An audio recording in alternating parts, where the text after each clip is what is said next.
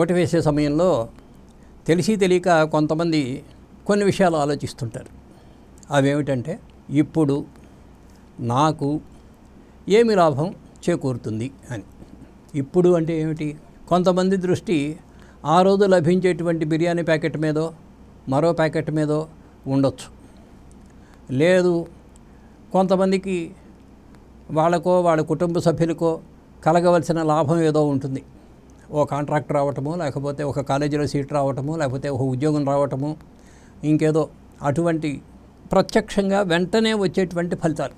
అది కాకుండా ఈ దేశం యొక్క భవిష్యత్తు ఎలా ఉండబోతున్నది, ప్రపంచ దేశాల మధ్యలో మనం ఎంత బలంగా ఉండగలుగుతాము, ఎంత దక్షతతో వ్యవహరించగలుగుతాము, ఎంతగా తలెత్తుకుని తిరగలుగుతాము, ఎంతగా గౌరవించగలుగుతాము అనే విషయాలు కూడా ఆలోచించాల్సిన అవసరం ఉంది.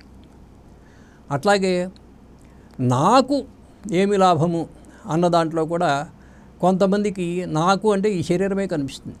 ఈ శరీరానికి ఇవాళ ఏదో ఒక మిఠాయి పెడుతున్నారనో, లేకపోతే వేసుకోవడానికి ఒక కొత్త చొక్కా ఇస్తున్నారు, లేకపోతే కట్టుకోవడానికి ఒక చీర ఇస్తున్నారు అనేటువంటి భ్రమలో, అది కాకుండా నాకు అంటే 140 కోట్ల ప్రజానీకంలో ప్రతి ఒక్కరికి కూడా ఏమి లాభం చేకూరుతుంది అని ఆలోచించాలి. అట్లాగే లాభం ఏమి చేకూరుతుంది అన్నప్పుడు కొంతమందికి ఈరోజు మన చేతికి వచ్చేది ఏమిటి, ఇదే లాభం అని అనుకుంటాం. ఈ చేతికి ఇది వస్తున్న సమయంలోనే ఏమేమి జారిపోతూ ఉన్నాయో అవి తెలియవు. కాబట్టి ఈ దేశ ప్రజలకు ఉన్నటువంటి ఏ ఏ హక్కులు భంగపడుతున్నాయి, ఈ దేశ ప్రజలకు ఉన్నటువంటి ఏ వారసత్వ సంపద నష్టమవుతున్నది, ఈ దేశానికి ఉన్నటువంటి చరిత్ర ఏ విధంగా మరుగున పడుతున్నది అనేటువంటి నష్టాలను కూడా మనం దృష్టిలో పెట్టుకుంటేనే ఏది లాభము ఏది లాభం కాదు అనేది నిర్ధారించుకోగలుగుతాం.